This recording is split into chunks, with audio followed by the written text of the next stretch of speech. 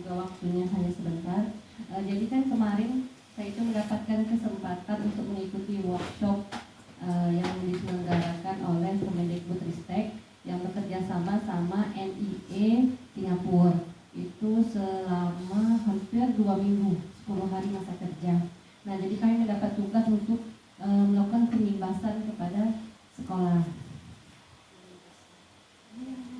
Nah, ini penimbasan, diskriminasi ya. Jadi apa yang didapat selama workshop kemarin disampaikan ke teman-teman semuanya. Jadi tujuannya ini pertama itu sebagai tindak lanjut dari keseluruhan program SLW yang telah dipelajari. Oh ya, SLW dulu ya. SLW itu School Leadership Workshop. Yang kedua untuk mendiseminasikan materi-materi dari segi pengetahuan, keterampilan, pengalaman yang diperoleh selama proses SLW. Dan yang ketiga untuk semakin mendalami materi-materi yang dipelajari selama SLW. Yang keempat untuk mengaplikasikan apa yang dipelajari selama SLW. Dan yang kelima untuk semakin mengasah kemampuan kepemimpinan peserta SLW. Itu tujuannya. Nah, jadi selama kami 2 minggu itu kami mendapatkan materi ini Bapak Ibu. Ada living change, itu strategi menaklukkan budaya atau kebiasaan untuk membangun komitmen dan mendapatkan hasil. Yang kedua, kami itu mendapatkan materi leading strategically, itu memiliki kemampuan berpikir strategis yang mampu memberikan wawasan untuk pengambilan keputusan yang efektif sehingga mampu memetakan arah yang siap menghadapi situasi yang terjadi. Kemudian mendapat lagi materi leading resilient, yaitu mampu memimpin di dalam lingkungan yang mudah berubah, tidak pasti, kompleks dan ambigu. Dan yang terakhir itu leading innovation, yaitu mampu memimpin dan memperjuangkan inovasi, tata cara kerja inovasi dan strategi untuk mengembangkan sistem dan struktur orang yang mendukung inovasi. Jadi materi ini saya dapatkan itu dari memang ahli di bidang pendidikan di negara Singapura. Nah, ini sekilas mengenai NIE. Jadi NIE itu National Institute Education. Ini merupakan adiknya NTU, Nanyang Technological University. Jadi NIE ini adalah institut pelatihan guru secara nasional di Singapura. Program-program NIE ini dikembangkan berdasarkan bukti dan temuan penelitian empiris. Keunggulan penelitian telah menjadi salah satu pendorong penemuan pengetahuan baru, membuat NIE ini menjadi institusi penelitian dan pendidikan ternama di Singapura. Jadi mungkin menjadi pertanyaan kita, mengapa Singapura gitu kan ya? Karena kan banyak negara-negara lain begitu ya.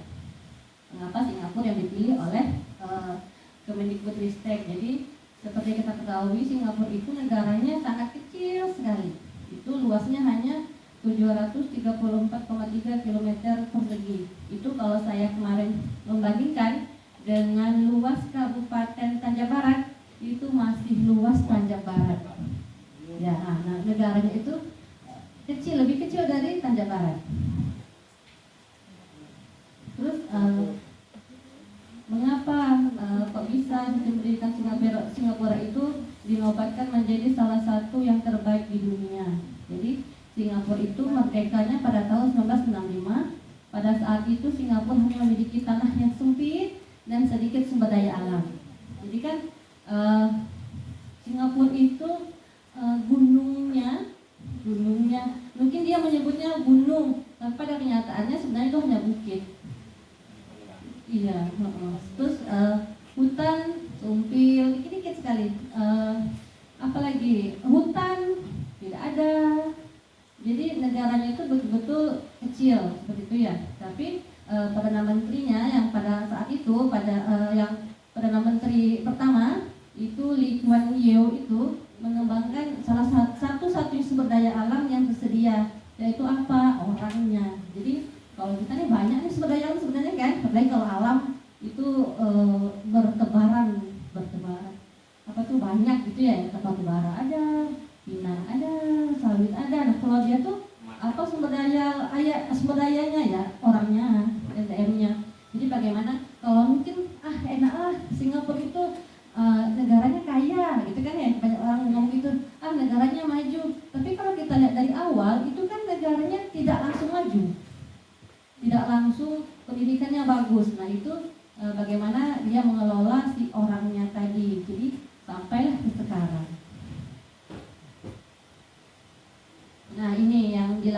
oleh Singapura. Yang pertama itu dia itu pendidikan itu memang menjadi prioritas utama dalam pengembangan SDM. Memang yang paling utama itu diprioritaskan itu memang pendidikannya. Jadi untuk menunjang kemampuan pendidikan, pemerintah Singapura itu mengucurkan dana yang sangat besar agar kualitas sumber daya manusia meningkat, yang mana nantinya hal tersebut dapat mendorong peningkatan produktivitas sumber daya manusia. Kemudian yang kedua, kurikulumnya itu berfokus pada keterampilan memecahkan masalah. Nah mungkin ini kalau mereka sudah mulai dari awal, kalau kita kan sekarang apalagi yang PPG itu, kita tuh disuruh selama PPG pakai PBL dan PJBL. Nah ini sudah dilakukan Singapura jauh sebelum kita. Jadi mereka itu mengajarkan siswanya itu berfokus pada keterampilan memecahkan masalah. Kemudian dia yang ketiga itu budayanya kondusif. Di Singapura semua anak dianggap pandai dan tidak ada yang bodoh. Jadi kalau kita bilangnya anaknya bodoh, kalau mereka bilangnya bukan bodoh, belum bisa atau belum dapat. Nah, itu kalau budayanya. Katanya kan dalam artian sistem pendidikan Singapura mengakui bahwa cara belajar anak berbeda-beda. Makanya tak heran guys, untuk Singapura sungguh-sungguh dalam memfasilitasi cara belajar siswa yang beragam. Jadi dia memang dari mindset mereka itu menanamkan memang anak itu berbeda-beda, memang berdiferensiasi. Nah terus yang keempat, mereka itu mengadakan program pelatihan bagi guru. Jadi dalam meningkatkan kualitas guru ini, Singapura itu memang menggalakkan program pelatihan bagi guru. Terus ya salah satunya ke NIE ini, jadi guru-gurunya itu mendapatkan pelatihan itu dari NIE ini. Terus yang kelima itu keterlibatan orang tua di sekolah. Jadi kemarin kan kami itu ada 2 hari kami sesi memang sharing bersama kepala sekolah yang ada di Singapura. Jadi berbagi pengalaman lah bagaimana mereka mengelola sekolahnya. Jadi mereka itu memang tidak memikirkan kekurangan sekolah masing-masing. Ada satu sekolah itu dianya itu dari awalnya itu lahir dirinya itu karena dari peranakan kalau bahasa orang itu. Karena kan Singapura itu banyak yang suku-sukunya ya, ada India, ada Cina, ada Melayu gitu ya. Jadi peranakan itu orang Cina yang menikah sama orang asli Singapura, orang Melayu gitu ya. Jadi mereka itu membuat satu sekolah. Jadi itulah asal mula dia membuat itu. Jadi dia mengembangkan bagaimana sekolahnya itu dari awal sampai akhir memang menciri khaskan keperanakan dia gitu ya. Jadi program-program yang di sekolah dia itu memang kadang-kadang memang semuanya itu memang berdasarkan itu ciri khasnya. Ada dia buat program literasi, kalau kita kan sekedar literasi membaca di kelas, pada baca gitu ada. Nah kalau orang itu dia ada 1 bulan, memang 1 bulan literasi Bu. Jadi dia membuat kalau kayak gitu tuh kayak biar itu sebenarnya mirip-mirip, cuman dia tuh memang 1 bulan itu nanti puncaknya 1 minggu memang dia belajar di luar di suatu ruangan, setelah dia menampilkan semua yang dia bisa, entah dia bisa menari, entah menyanyi, entah mendongeng, semuanya ditampilkan, ngedance, semua ditampilkan pada minggu itu. Nah itu mereka juga menjalin kerjasama dengan orang tuanya, jadi semuanya itu memang dikomunikasikan. Kalau kita sebenarnya kan sudah mulai gak tuh yang program keluarga ya, apa namanya itu pendidikan keluarga ya. Kalau di Singapura memang dia memang ada pendidikan keluarganya yang betul-betul diaktifkan. Jadi mereka memang ada grup antar orang tua, guru sama orang tua, dan memang ada pertemuan rutinnya dengan orang tua menceritakan perkembangan anaknya gimana seperti itu.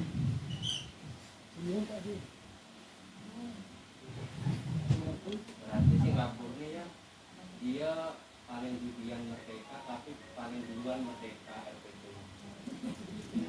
Menurut saya sebenarnya dia juga ada RPP itu juga ada sama seperti kita, karena kan nggak mungkin kan kita ngajar ternyata nggak ada tanpa RPP. Memang ada, semuanya ada, cuman ini dalam sistem pendidikan Singapura itu dia tuh filosofi kurikulumnya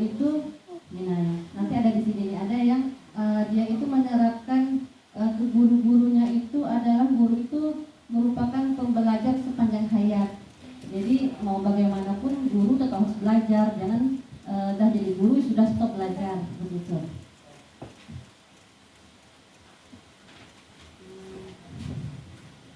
Nah, ya, sebuah filosofi kurikulum yang berfokus pada mempersiapkan guru untuk memahami bagaimana siswa belajar dengan cara terbaik dan untuk mahir dalam materi pelajaran mereka. Yang kedua, penanaman pandangan hidup berupa pembelajaran sepanjang hayat bagi guru. Mereka berkeyakinan dalam sebuah pendidikan konteks pembelajaran sepanjang hidup tidak akan lepas dari kehidupan setiap individu, termasuk di dalamnya adalah guru. Jadi walaupun guru tetap belajar.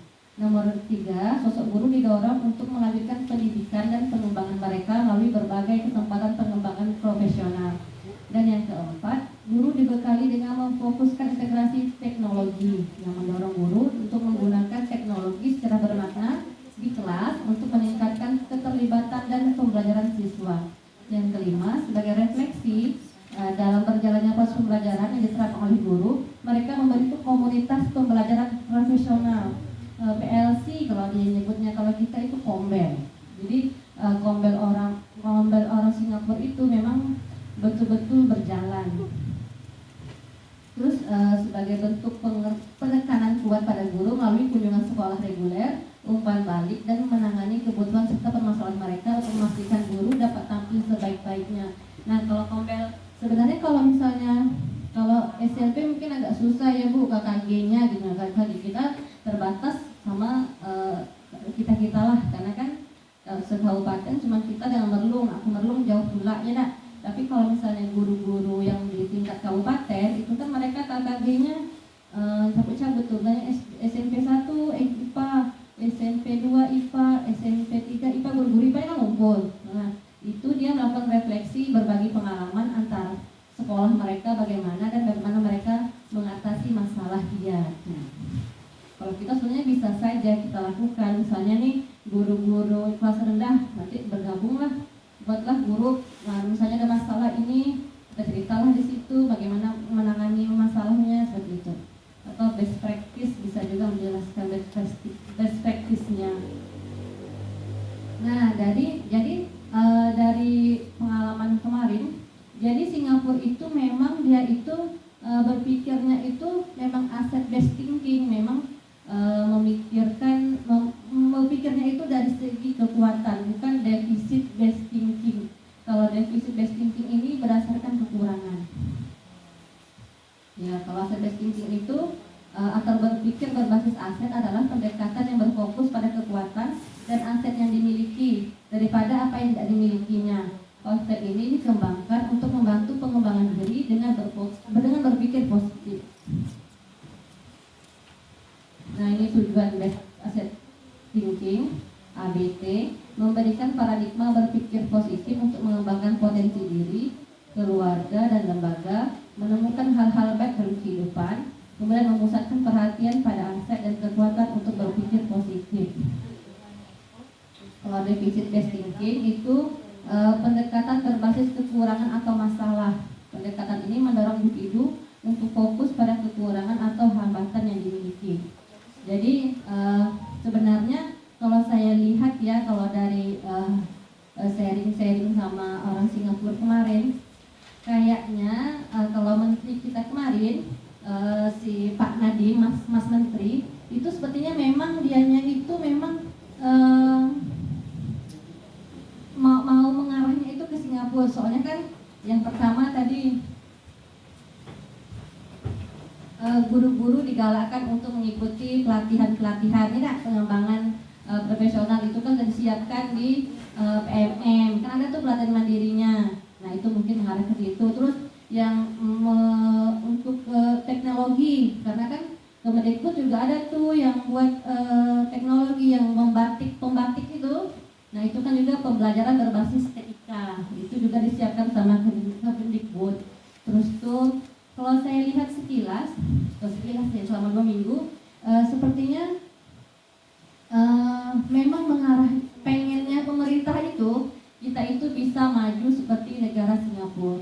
Jadi makanya perlahan-lahan diubah-ubah. Makanya tuh kalau guru itu banyak sekali diberikan pelatihan-pelatihan. Sebenarnya kalau kita ingin mencari itu banyak pelatihan gratis yang diadakan pemerintah. Seperti salah satunya ya program guru penggerak itu, Bu. Jadi itu memang yang kita pelajari di guru penggerak itu ternyata memang sepertinya memang mengarah ke pendidikan Singapura itu. Salah satunya tadi ABT, mikirnya jangan lagi berdasarkan kekurangan. Kalau dipikir kita ini sekolah kita ini banyak sekali kekurangannya kan. Nah jadi kita jangan mikir kekurangannya, mikir aja kelebihannya seperti itu. Terus sebenarnya kalau materi yang ini, yang 4 ini, mana sih? Ini sepertinya kalau saya ceritanya 1 hari mungkin tidak akan selesai. Ini saya mendapatkannya selama 2 minggu gitu ya. Jadi untuk yang materi-materi ini mungkin nanti akan kita diskusikan pada pertemuan selanjutnya nanti. Nanti mungkin kita adalah bincang-bincang gitu. Nah, kalau leading change ini secara singkatnya itu kami kemarin diberikan studi kasus. Jadi ada sekolah di Sarawak Malaysia itu, dia sekolah hutan. Kalau dilihat katanya itu dia selama berpuluh-puluh tahun itu sekolah tak maju-maju. Zaman musim panen anak kita sekolah, ibu disuruh maknya ke sawah manen madi atau tanam padi gitu. Nah kalau musim apa gitu, pokoknya orang itu kalau misalnya guru baru ke situ bertahan cuma 1 tahun 2 tahun dia pindah, tinggal lagi sekolah tak punya guru. Nah jadi ada salah satu kepala sekolahnya malah berhasil menggalakkan sekolah tersebut, membuat program sekolah tersebut, malah sekarang sekolah tersebut menjadi salah satu unggulan di Malaysia, merupakan salah satu sekolah yang berhasil, sekolah hutan yang berhasil di Malaysia. Dia itu malah sampai kan kalau orang Sarawak itu, orang Iban itu mirip kayak suku Dayak gitu nah. Jadi malah sekolah itu malah dia berprestasi di bidang bahasa Inggris. Jadi bagaimana mereka itu membiasakan setiap hari ini harus ngomong bahasa Inggris. Bayangkan gitu nah. Dari awal jadi pakai bahasa Iban, bahasa Dayak gitu kan, disuruh pakai bahasa Inggris. Jadi cerita guru tuh ada malah kalau setiap hari Selasa itu kan yang membuat hari Selasa bahasa Inggris. Itu satu hari Selasa tidak ada yang ngomong, 1 orang pun tidak ada yang ngomong karena takut kalau suruh ngomong kan harus bahasa Inggris. Kalau pakai bahasa dia didenda gitu kan. Jadi banyak yang diam. Tapi lama-kelamaan karena programnya terus berlanjut, jadi sekarang malah bahasa Inggris itu menjadi bahasa mereka sehari-hari. Malah orang tuanya juga jadi bisa bahasa Inggris. Nah itu, tapi memang bertahap. Kalau leading change ini dianya itu fokusnya itu ke komunikasi. Jadi apapun harus dikomunikasikan di leading change. Kalau leading resilient ini bagaimana menghadapi suatu yang berubah. Nah itu resilient itu sesuatu yang berubah, bagaimana kita itu bisa memimpin di suatu tempat yang keadaannya bisa berubah-ubah. Kalau leading strategically ini bagaimana kita itu membuat suatu program itu kita pikirkan strateginya bagaimana. Sama seperti kita kan mau buat gebiar, buat apa itu? Expo. Nah itu bagaimana caranya supaya berhasil, apa aja itu ada. Salah satunya itu harus lakukan analisis SWOT. Analisis SWOT itu apa kekurangan, apa kekuatannya, strength. Kalau W-nya itu weakness, apa kekurangannya atau kelemahannya. Terus kalau opportunities, kesempatannya bagaimana. Kalau T itu atau tantangannya itu apa. Jadi sehingga acara itu bisa kita laksanakan itu semaksimalnya seperti itu. Nah sampai di sini adakah yang mau bertanya atau pas? Panas? Bagi-bagi pas. Nah jadi intinya itu kalau untuk pendidikan kita nih memang kombelnya harus jalan ya Bu. Makanya kita sekarang sesuai dengan program kepala sekolah, kombel kita setiap minggu berjalan. Itu sebenarnya bukan hanya diisi dengan ngumpul-ngumpul, dengan misalnya apa saja yang kita inginkan. Misalnya sekarang apa masalah yang urgent, yang penting untuk kita bahas bersama. Nah itulah pentingnya si kombel tadi tuh. Kalau kemarin kita membahas tuh tentang expo dah, boleh itu kan urgent tuh dalam waktu dekat. Nah itu kombel itu salah satu fungsinya itu. Terus hubungan dengan orang tua jangan dilupakan, karena bagaimanapun orang tua itu merupakan salah satu yang berperan dalam pendidikan anak, bukan hanya guru. Karena kan guru cuma di sekolah nih, kalau misalnya kita kurang komunikasi dengan orang tua, orang tuanya di rumah ngapain, tak ngapa-ngapa, jadi hasil anak tadi tak maksimal. Contoh nyatanya misalnya nih, hubungan kita dengan orang tua, misalnya anak kita autis misalnya, dak kan anak nih ada nih makanan yang boleh tidak boleh, misalnya kita tahu nih tak boleh, cuman kita tak komunikasikan ke orang tuanya kan tidak tahu kan. Nah itu jadi pentingnya kita itu menjalin kerjasama sama orang tua itu. Jadi intinya kalau misalnya ada kasih pelatihan, nah itu ikut. Dia nggak malas. Jadi memang kita itu tidak ada yang tahu. Jadi untungnya pelatihan itu sebenarnya memang waktu kita agak tersita, tapi kan kita mendapatkan cara pandang yang berbeda dari orang lain. Jadi kan menambah wawasan kita juga sebagai guru. Itu saja.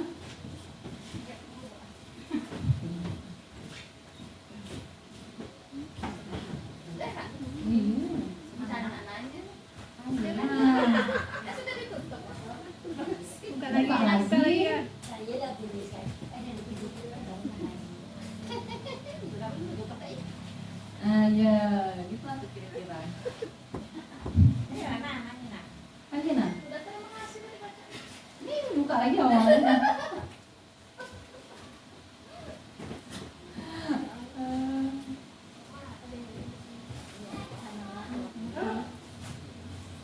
Jadi kalau misalnya kan kita kan yang angkatan 12 ini kan tidak dapat jatah dari guru penggerak tuh. Ini SLB tak dapat jatah, hanya SD, SMP yang bisa sama TK. Nah jadi kalau materi-materinya itu bisa kita lihat di PMM, sebagian ada coaching juga ada tuh di PMM juga ada. Jadi materinya itu sebenarnya itu memang berguna untuk kita sebagai guru, untuk belajar di kelas, untuk pemimpin pembelajaran. Ada kita belajar, ada di situ diferensiasi, karena kan anak kita walaupun nih misalnya tenaga hitai anak C, tapi kan C-nya itu ada yang bisa, ada yang tidak. Jadi kadang kita di papan tulis tidak pakai papan tulis tidak, buku beda-beda karena kemampuan anak kan beda-beda. Dan itu bagaimana mempelajari diferensiasi ya salah satunya di PMM juga ada.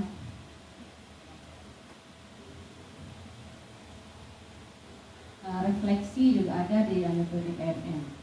Jadi mungkin mari mulai sekarang kita melaksanakan mengikuti yang di PMM. Saya juga.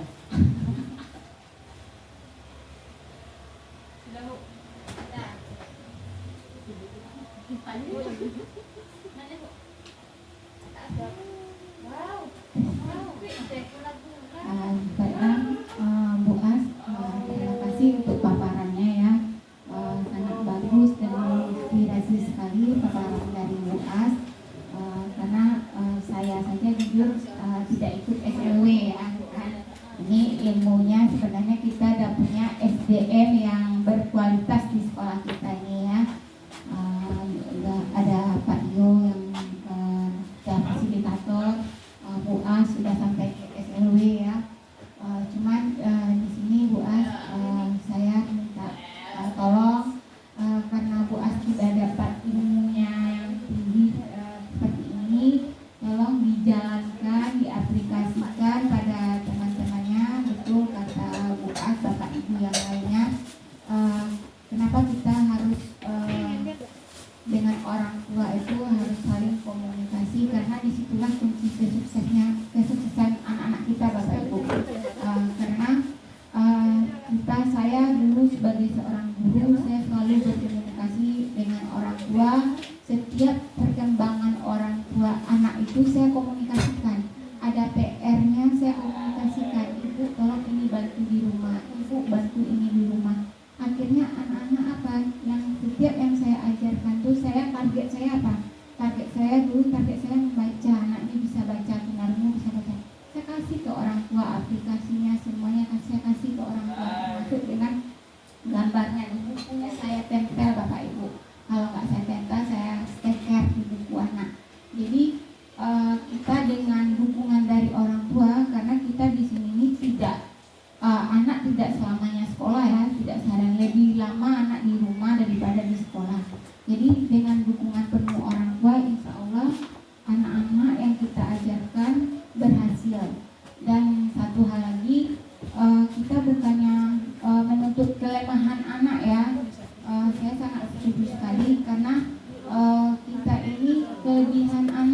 kekuatan anak yang kita utamakan ya, bukan kelemahan.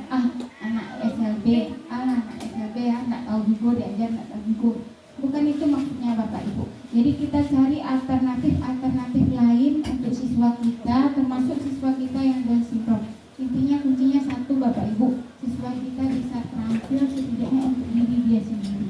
Ya, kita telah dinyatakan berhasil sebagai seorang guru apabila siswa-siswi kita sudah bisa terampil ya Bapak Ibu. Karena yang kita ajarkan memang anak-anak berkebutuhan khusus. Jadi saya minta tolong sama Bapak Ibu yang ada di sini, tolong kerjasamanya nanti. Mungkin nanti Bu As kita cari luangkan waktu untuk yang membahas yang ada 4 poin lagi kan, luangkan waktu nanti setelah kita expo ya, karena minggu-minggu ini mungkin minggu-minggu sibuk kita ya Bapak Ibu dalam bulan ini. Jadi ibu-ibu semuanya, Bapak Ibu semuanya, mari berpartisipasi ya untuk anak-anak, membangun kecerdasan anak-anak ya Bapak Ibu kita. Kenapa Singapura lebih maju daripada kita? Yang diutamakan apa Bapak Ibu menurut keterangan ini tadi ya Bu As? Yang diutamakan kan SDM-nya, padahal luas wilayahnya kecil. Mungkin dari Kuala Tungkal, kota Kuala Tungkal lebih besar kita daripada mereka. Tapi kenapa? Padahal kalau hasilnya apa? Tak ada hasil, bahkan dia pasir aja ekspor dari datang impor kan, pasirnya saja kan. Jadi untuk memperluas wilayahnya. Jadi kenapa dia lebih maju? Kenapa dia bisa kan? Sementara kita merdeka tahun 45, Singapura merdeka tahun 65 ya, 1965. Tapi Singapura lebih maju daripada kita kan. Jadi memang tidak dipungkiri kalau pendidikan kita sekarang ini memang berkaca kepada Singapura ya Bapak Ibu, karena memang pendidikan yang terdepan di dunia ya Bapak Ibu. Jadi Bapak Ibu, saya minta kerjasamanya sama-sama orang tua. Kalaupun anak tidak bisa, tidak dipaksa Bapak Ibu, kita cari alternatif lain di mana anaknya bisa. Atau dengan mengungkapkan, ada anak yang tidak bisa menuliskan tapi dia mengungkapkannya bisa. Nah itulah yang berdiferensiasi Bapak Ibu. Jadi mengungkapkannya bisa. Jadi jangan cari kelemahan anak, jangan bilang kamu bodoh di SLB bodoh. Jangan kayak gitu ya Bapak Ibu. Jadi carilah alternatif lain bagaimana anak ini bisa kita kembangkan dengan kekuatan mereka. Setiap ada kekurangan pasti ada kekuatan. Kita jangan lihat kekurangan anak kita, tapi lihatlah kelebihan anak kita. Jadi yang kita pantang sekali pola pikir kita yang kita ubah lagi Bapak Ibu. Pola pikir kita yang biasanya melihat kelemahan, ini nggak bisa bukan. Tapi bisa, apapun bisa. Walaupun kita nggak bisa ya Bapak Ibu, bisa. Ini dengan cara seperti ini, dengan kayak ini bisa. Mungkin itu ya Bapak Ibu. Untuk Bu As, minta tolong pada Bu As yang sudah mendapatkan ilmu ini, tolong disebarkan ke teman-temannya, diaplikasikan, diimplementasikan di kelas dan guru-guru lain. Mungkin nanti setelah ini kita berbagi praktek baik Bapak Ibu, Bapak Ibu guru berbagi praktek baik, dan saya akan memikirkan ya kalau berbagi praktek baik nanti siapa yang terbaik, mungkin ada hadiah kecil-kecilannya ya. Akan saya pikirkan berbagi praktek baik sesama kita ya. Nanti gantian Bapak Ibu, gantian bukan ini saja yang gantian, enggak, gantian kita. Jadi Bapak Ibu rancanglah sebagus mungkin. Bapak Ibu yang bikin videonya sendiri, nanti kalau saya ada duduk di sana nanti udah grogi pula. Jadi Bapak Ibu rancanglah sebagus mungkin videonya, nanti berbagi praktek baik. Saya ini menurut aja saya ini video saya kan, nanti kita tampilkan satu persatu Bapak Ibu. Nggak apa-apa. Nanti kita refleksikan bersama. Nggak apa-apa. Kita semuanya di sini, kita di sini ini bukan untuk menjatuhkan ya Bapak Ibu. Kita di sini ini saling membangun untuk memajukan pendidikan, terutama pendidikan di sekolah kita ya Bapak Ibu.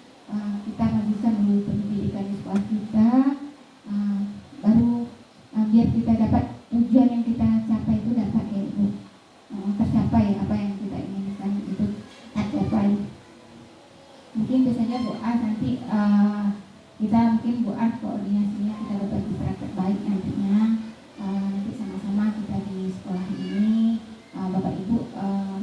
saja videonya sendiri di kelas gitu kan. Jadi saya nggak ada melihat Bapak Ibu, tenang saja. Kalau Bapak Ibu mungkin di videoin sendiri yang videoin kan enak, nggak mau ngintipnya kayak gini, nggak mau setting anaknya seperti apa, terserah Bapak Ibu kan.